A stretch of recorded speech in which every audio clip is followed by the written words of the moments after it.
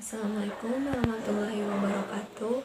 Kembali lagi dengan saya Siva Nur Husna dari kelas 6D pelajaran komparatif linguistik. Hari ini saya akan membahas tentang language characteristic of language. Di video kali ini saya akan terlebih dahulu membahas apa itu bahasa. Di slide yang di video Dr. Darno katakan, language is mode of communication, the means by which message transmit. Nah, selain itu, bahasa juga selain diujarkan melalui suara, tapi ada 3 lagi, yaitu yang pertama ada vokal atau auditory, yang kedua gestural, visual, gerakan, dan yang ketiga adalah semical atau olfactory. Lalu di slide-nya ada bahasan tentang pragmatic function. So, pragmatic function in message serve a useful purpose to those who send and or receive them. Jadi, fungsi pragmatik itu sebagai pesan dan pengujaran makna kepada seseorang yang mendengarkan makna itu, baik bisa berupa ujarannya itu sebagai perintah atau larangan. Lalu yang kedua adalah semanticity, is message have relativity fixed association that all user of language understand. Lalu yang kedua adalah arbitrariness, yaitu there is no logical connection between the form that message take and their meaning, the opposite of iconicity. Lalu yang keempat ada directness, is message in the system are made up of smaller, repeatable parts, sound level units, or their equivalent are perceived periodically, not continuously. Lalu yang keempat ada displacement, is messages may refer to things that are not present in the same place or time. Selanjutnya saya akan membahas di video yang dijelaskan oleh Dr. Darno tentang bahasa sebagai karakteristik atau karakteristik bahasa. Sesuai dengan video YouTube yang telah diberikan oleh Mr. Hanan tentang karakteristik bahasa atau characteristic of language, dan dibahas oleh Dr. Darnall di sana. Jadi karakteristik bahasa, pembahasan ini akan mencangkup tentang karakteristik yang lain makhluk hidup selain manusia.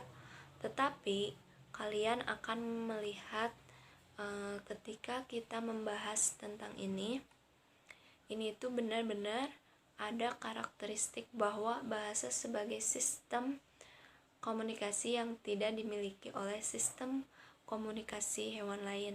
Jadi hanya khusus untuk hewan tertentu. Itulah sebabnya peneliti di sana, Dr. Darnall, membedakannya dari apa yang mereka lakukan. Ada satu pertanyaan dari seorang siswa tentang pembahasan karakteristik bahasa ini. Apa yang membuatmu berpikir tentang bahasa? Seorang siswa berkata seperti ini, saya tidak mengerti mengapa kita mempelajari sistem komunikasi pada hewan jika hewan itu sendiri tidak memiliki bahasa. Jadi apa gunanya? Hewan itu kan enggak berbicara. Jadi apa gunanya kita mempelajari hewan dalam segi pragmatik, semantik, ya, makna-maknanya juga. Dan intinya adalah bahwa ada karakteristik di sini yang tumpang tindih, dan itu mungkin. Jadi kata Dr. Darnall, walaupun kita membahas tentang bahasa di hewan, tapi ini emang sesuatu yang tidak mungkin, tapi ini mungkin. Jadi ada sesuatu yang tumpang tindih.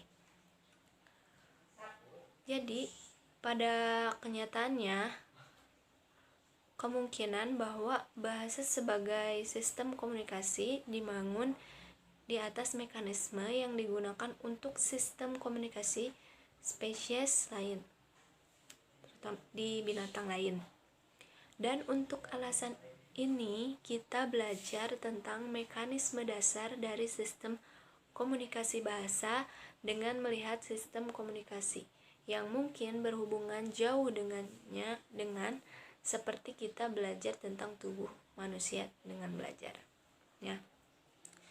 Mempelajari sistem bahasa pada hewan juga berbeda dengan kita belajar tentang alat sistem organ tubuh pada manusia, sistem kerja otak, dan lain-lain. Ini lebih rumit mempelajari bahasa pada hewan. Lalu katanya ada spesies yang bukan hak kita sendiri. Kita dapat belajar tentang cara otak kita bekerja. Kita bisa belajar tentang cara kerja organ kita.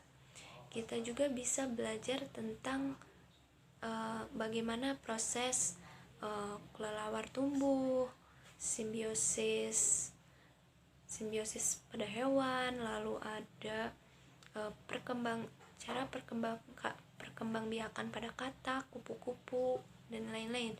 Jadi ya, pembelajaran komunikasi bahasa ini menjadi sebuah pelajaran yang umum bagaimana kita meneliti itu tadi, cara kerja otak, cara mekanisme tubuh, sama bahasa juga pelajarannya seperti itu.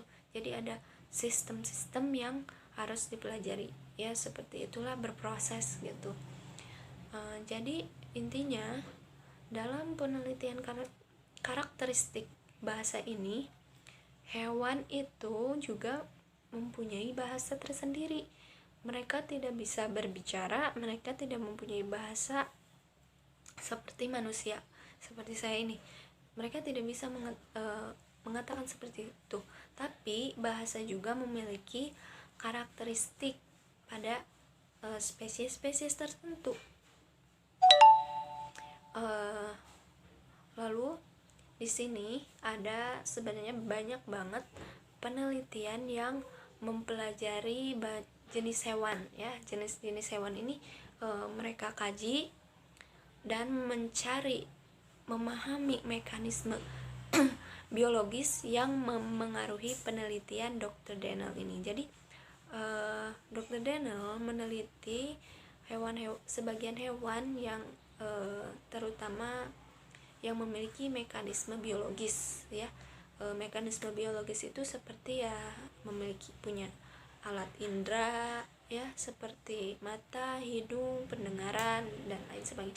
Mereka hewan-hewan yang mempunyai pendengaran yang sangat kuat, lalu penciuman yang sangat kuat dibanding manusia. Manusia khusus itu hanya bisa berbicara, sedangkan hewan tidak. Tapi bagaimana hewan bisa menemukan makanan, bertahan hidup, ya, tanpa bisa berbicara seperti kita? Tanpa bahasa, hewan juga akan mati. Bagaimana mereka bisa bertahan hidup bila tanpa ada bahasa? Ini buktinya sekarang hewan-hewan masih hidup. Karena apa? Karena mereka juga berbahasa seperti kita. Seperti itu. Jadi satu hal yang akan kita lihat hari ini adalah karakteristik yang berbeda. Dan peneliti ingin kalian itu memikirkan apa sih yang unik dari bahasa dan yang mana kita dapat perlihatkan contohnya, ya. Kita ini ingin mengkaji tentang bahasa itu unik gak sih bagi kalian? Nah, mungkin sebagian orang itu hanya memahami bahasa itu hanya sebagai ujaran dan, ya, untuk komunikasi saja. Tapi spesialnya dari bahasa itu, mempelajari bahasa itu tidak hanya mengucapkan informasi, memberikan informasi dan mengekspresikan informasi atau ujaran, tidak hanya seperti itu. Bahasa itu unik katanya, kata dokter Daniel dari penelitiannya. Contohnya sekarang, dokter Daniel bertanya kepada mahasiswa begini, kalian berpikir gak sudah banyak orang yang mengetahui ini nih, apa bahasa itu cukup sebagai alat komunikasi dengan benar, dan apa bahasa yang benar adalah cara untuk berbagi informasi. Nah, apakah bahasa aja cukup untuk berbagi informasi? Ya, bahasa itu seperti ujaran. Nah, saya mengujarkan penjelasan tentang bahasa. Apakah saya cukup untuk mengujarkannya kepada kalian?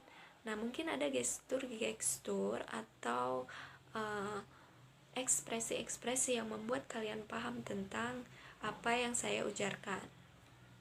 Nah, katanya ada banyak spesies yang berbagi informasi dengan masing-masing lain, dengan spesies lain. Maksudnya itu ada hewan yang berbagi informasi dengan hewan lainnya, ya. Misalnya burung dengan burung, lalu singa dengan singa, mereka berbagi informasi. Ini atau juga semut, ya, berbagi informasi, ini di sini ada makanan. Nah, mereka saling berbagi informasi. Jadi berbagi informasi tidak dengan sendirinya cukup untuk membuat sesuatu menjadi bahasa. Ini berarti mencakup bahasa itu tidak hanya dimiliki manusia saja. Makhluk hidup pun sama, punya karakteristik seperti itu, ya, seperti hewan. Merespon informasi dan memberi informasi. Nah, kita bisa lihat itu dengan metode komunikasi motif seperti berbagai informasi, dan peneliti itu telah mengidentifikasi 3 cara utama organisme hewan atau organisme atau hewan maksudnya berbagi informasi dengan anggota spesies lainnya dengan organ lain. Nah, selanjutnya apa sih karakteristiknya hewan-hewan atau makhluk hidup itu bisa berkomunikasi dengan baik tanpa harus ada bahasa yang diujarkan? Nah, pertama adalah yang digunakan yaitu mode komunikasi pendengaran vokal, telinga, ya. Jadi vokal jelas ada hubungannya dengan saluran vokal yang menghasilkan suara, dan kemudian suara itu diterima oleh telinga. Karena mekanisme pendengaran yang mengambilnya diambil dan kemudian diproses, maka individu yang ditengahi pesan muncul dengan pesan mereka sendiri dan menghasilkan emisi vokal mereka sendiri dan yang didengar oleh organisme lain. Jadi kami memiliki alat komunikasi pendengaran vokal ini. Semua hewan yang punya alat pendengaran tentunya, karena orang yang tidak memiliki pendengaran itu sudah gak masuk, ya, kategori vokal ini. Jadi yang pertama itu adalah pendengaran, ya, vokal. Jadi orang tuli ya tidak bisa berbahasa gitu. Kalau hewan seperti anjing atau kucing, mereka memiliki telinga yang normal, mereka juga bisa mengeluarkan vokal, ya, suara. Vokalnya itu bukan maksudnya seperti saya berbicara, tapi misalnya mereka mengeong, mengaum, ya, atau juga seperti singa mengaum, ya, itu ada bahasa sebagai vokal. Itu adalah pendengaran, pendengar mendengar dan si pengujar itu mengeluarkan suara atau komunikasi. Lalu yang kedua adalah memiliki visual gestural, dan orang yang menggunakan mode pendengaran vokal dapat menggunakan mode visual gestural sebagai pelengkap yang tepat. Seseorang yang sedang berpidato misalnya, ia akan melakukan vokal dan membuat ekspresi wajah, dan kita dapat menggunakan keduanya beberapa mode komunikasi secara paralel untuk melengkapi. Jadi seorang yang berpidato bisa menggunakan dua sekaligus ya, secara vokal dan juga ekspresi. Seperti saya sekarang ini, saya mengucapkan secara vokal dan kalian mendengarnya. Lalu di sini saya ada gestur ya, visual gesture. Lalu ada kalanya mungkin orang itu tidak hanya menggunakan mode pendengaran, jadi mode gesturalnya itu seperti misalnya kita bertemu dengan orang yang tuli tidak bisa mendengar tetapi mereka mengerti bahasa gesture seperti ini ya. Atau juga contohnya ya, kalau di komedi misalnya ada pantomim, itu bahasa gestur ya, mereka tidak bervokal, seorang pantomim itu tidak bervokal tapi orang yang melihatnya dia mengerti maksud dia itu kemana. Nah itu maksud dari visual gesture. Ini begitu banyak ketangkasan manual, dan karena kita memiliki visual yang cukup baik, beberapa manusia telah menganggap ini sebagai mode komunikasi utama mereka, dan ini sering terjadi ketika mereka tidak dapat menggunakan komunikasi pendengaran vokal. Jadi jika mereka bisu atau jika mereka tuli atau komunikasi keduanya, maka mereka mungkin berbicara dengan suara mereka, dan bahwa bahasa masih benar, ini tidak mencegahnya menjadi bahasa. Jadi bahasa itu kalian gak bisa berbicara, kalian tidak bisa mendengar, itu tidak membatasi kalian tidak bisa berbahasa. Ingat ya, jadi bahasa juga bisa melalui gestur ya, terutama bagi orang yang tuli tidak bisa mendengar suara-suara ya, tidak masuk ke kategori vokal. Jadi mereka itu masuk ke kategori gestural. Nah, tapi hewan itu bisa melakukan keduanya. Seperti manusia normal seperti saya, hewan juga bisa melakukan visual gestural dan juga visual vokal.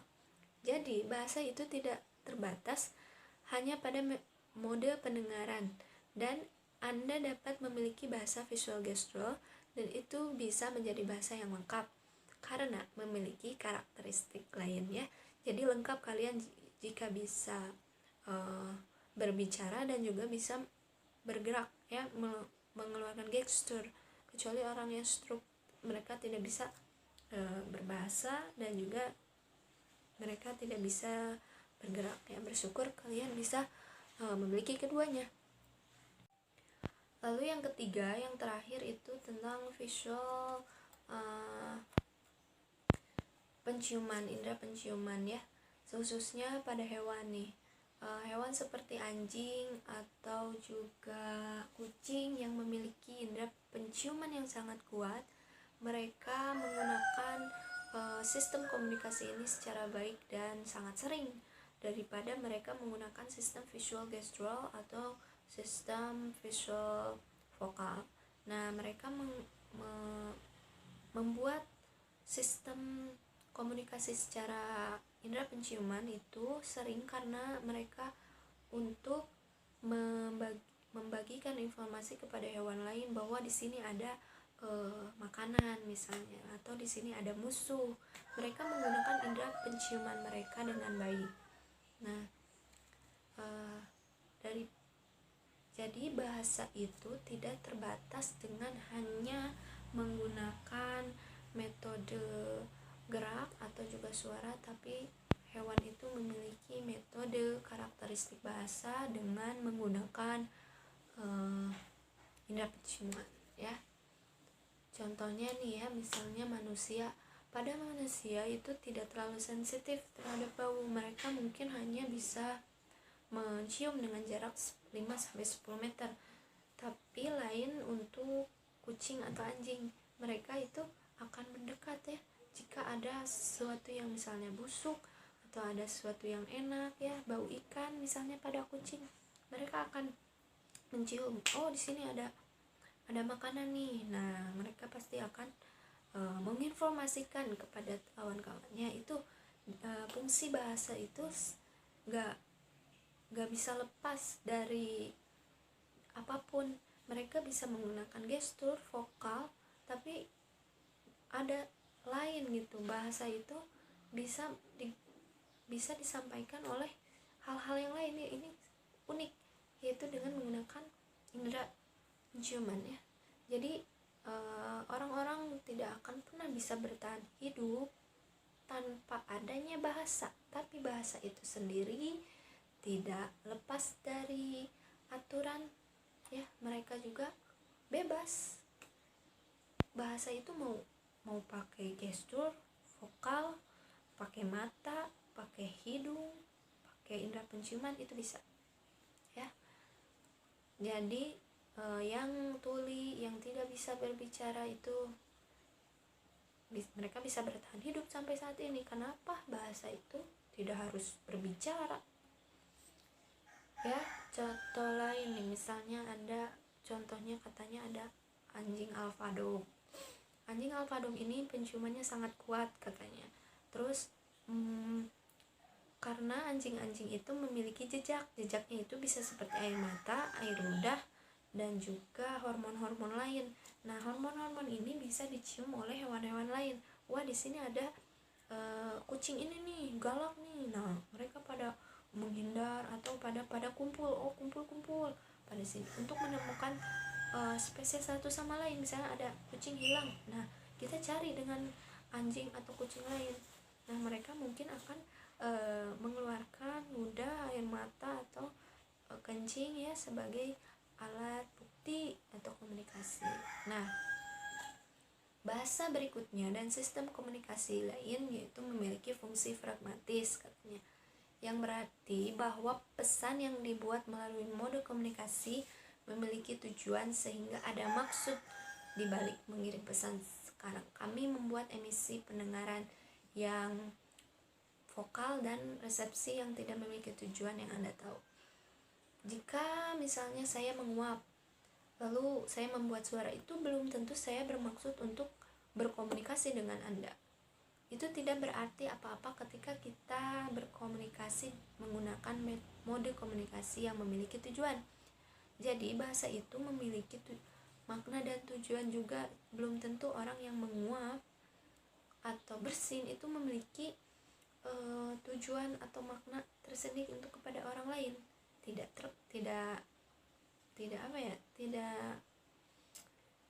terlalu terjadi itu. Terus contohnya nih, misalnya ada lagi orang-orang di sekitar kebun binatang ya. Ada yang di zoo atau kebun binatang mendengar suara singa mengaum. Nah, itu berarti singa itu memberikan informasi kepada semua makhluk hidup di situ, manusia dan hewan lain, bahwa mereka itu besar, bahwa mereka itu galak, bahwa mereka itu karnivora atau yang lain sebagainya. Itu salah satu komunikasi juga dari hewan ya. Mereka mengaum itu untuk apa? Ada maksud. Nah, ini masuk ke dalam fungsi pragmatis itu sendiri. Jadi fungsi pragmatis itu berhubungan dengan bagaimana kita menggunakan sesuatu sebagai alat, dan manusia menggunakan bahasa sebagai alat untuk mengambil ide dari kepala dan memindahkannya ke kepala orang lain yang merupakan tujuannya. Ini adalah sistem dari lang dan parol, signifier and signified. Jadi jika pesan yang dihasilkan oleh sistem melayani tujuan tertentu, saya memiliki makna khusus ya. Jadi fungsi pragmatis alasan bahwa bahasa dan sistem komunikasi lainnya dapat memiliki pragmatis adalah karena mereka memiliki sebuah karakteristik yang disebut beberapa antisipasi sekarang ya. Jadi sebuah fungsi pragmatis itu berfungsi karena adanya karakteristik tiga tadi.